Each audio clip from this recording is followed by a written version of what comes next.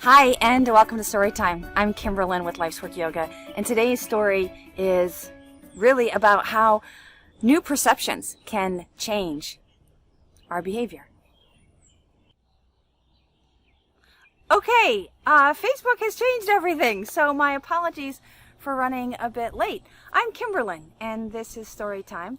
I'm coming to you once again from my outdoor patio because I'm needing some fresh air. I'm needing some, I guess, just permission to begin again.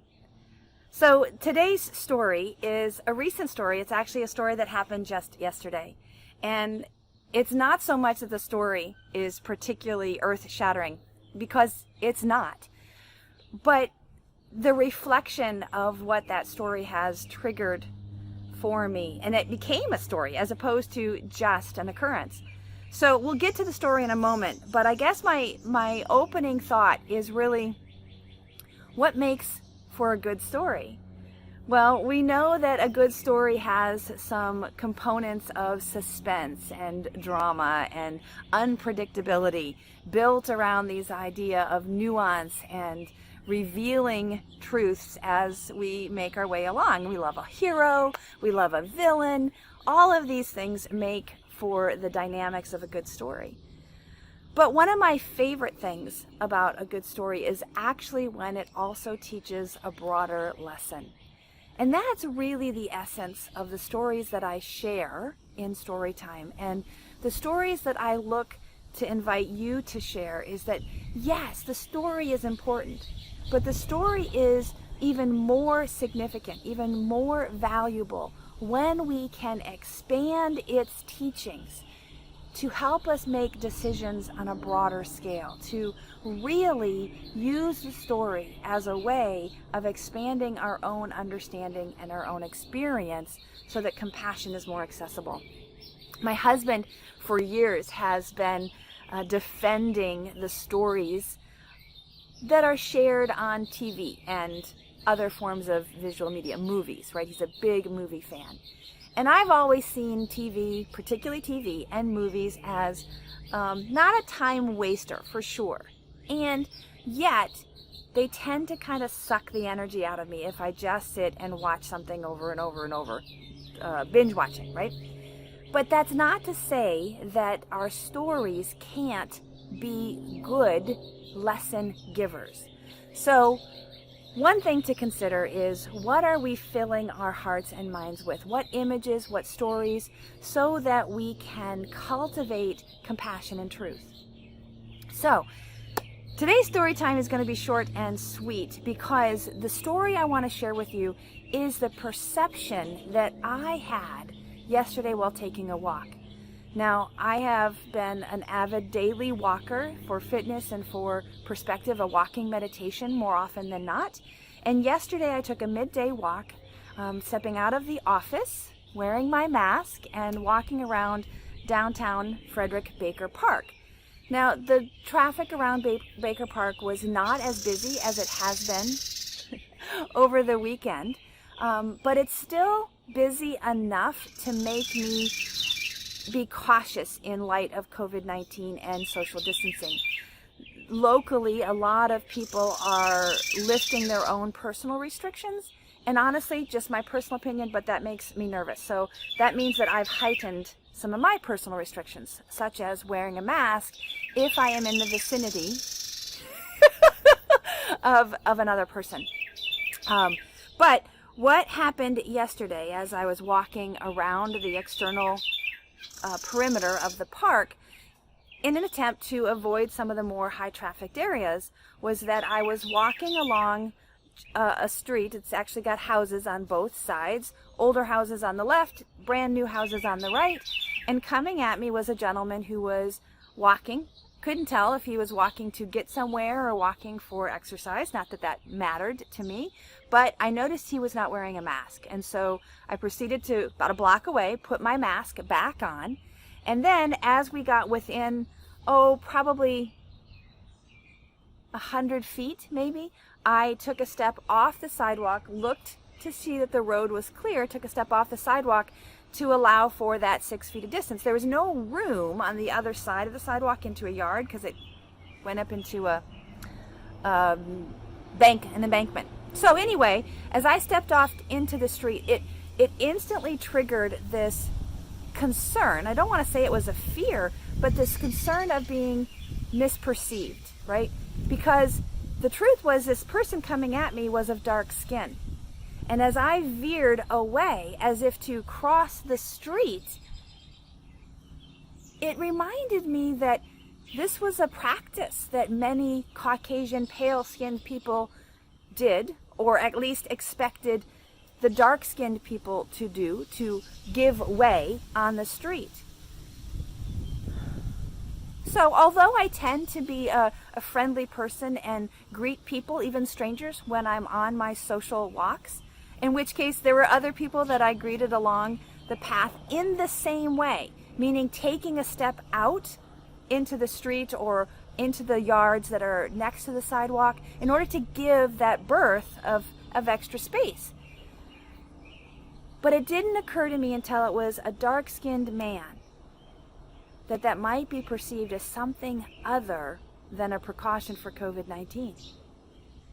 And so I went probably over the top in, again, remember I'm shielded, smiling and greeting this gentleman with as much friendly compassion as possible, probably overly so.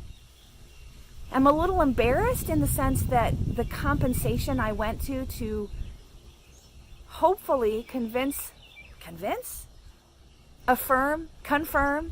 that I wasn't moving because of his skin tone. I wasn't moving because of our genders. I wasn't moving out of the way because I feared him. I moved out of the way as an honoring of, yes, a fear of COVID-19. A fear that if we come too close, we might infect one another, each other. Someone could get something they don't have the reserves to fight.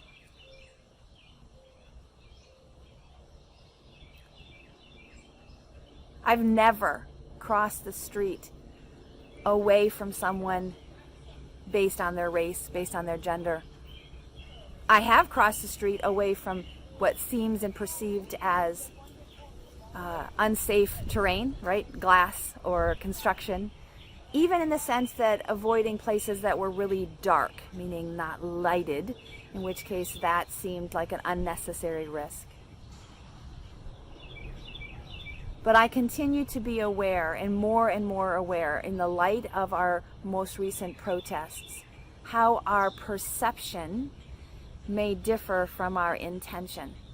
And as someone who practices transparent alignment and teaches these principles of cultivating alignment in what we think, feel, and know with our energies and our physical body, that we come into alignment, I want to be extra mindful of the unintended consequences that my behavior might communicate, might be perceived as something different. Now, I can't control that, and I can't guarantee that others won't perceive different intentions or different underlying roots for the behavior that I execute and the ways in which I show up or where I do and do not show up. But what I can say is that I will continue to that's my neighbors, my lovely friends. They know that I'm doing this. So anyway, I can be mindful and I can continue to practice with more compassion, being attentive to the subtleties, asking for feedback. So as I did last week, if you have suggestions for ways in which I can open my doors, my business doors, my doors to my heart, so that I can be more inclusive to not only to Black lives, to colored skin, to different orientations, to different faiths and values and beliefs. If you can get behind, if you can support the ideas of compassion and truth, I want you to feel welcomed to the space in which I occupy, the space in which I teach, and the space in which I learn.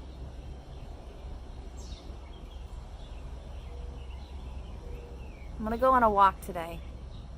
And although I will wear my mask, and although I will probably still step away, I will not cross the street away from anyone coming down the same street that I walk on. I will protect myself and I will do what I can to protect others. But I won't comply. I won't contribute consciously to fear, especially fear of each other.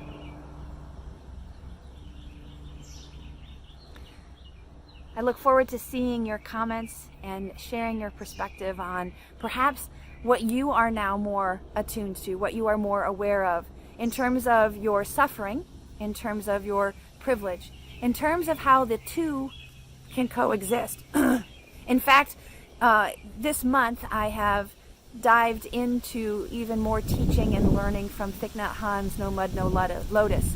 So if you would like to engage in that dialogue, you can message me and learn more about our book club as well as Coaches Chat, so that we can continue this conversation to cultivate compassion for our own suffering and the suffering of others, which is just really, honestly, our own suffering in another body. Right? We are already one, and so when one of us suffers, we all suffer. And there is a lot of suffering. So, thank you for allowing me to share this story time with you. I look forward to seeing you again soon. Be well. May you breathe deeply, move freely, labor lovingly, and live vibrantly. Namaste.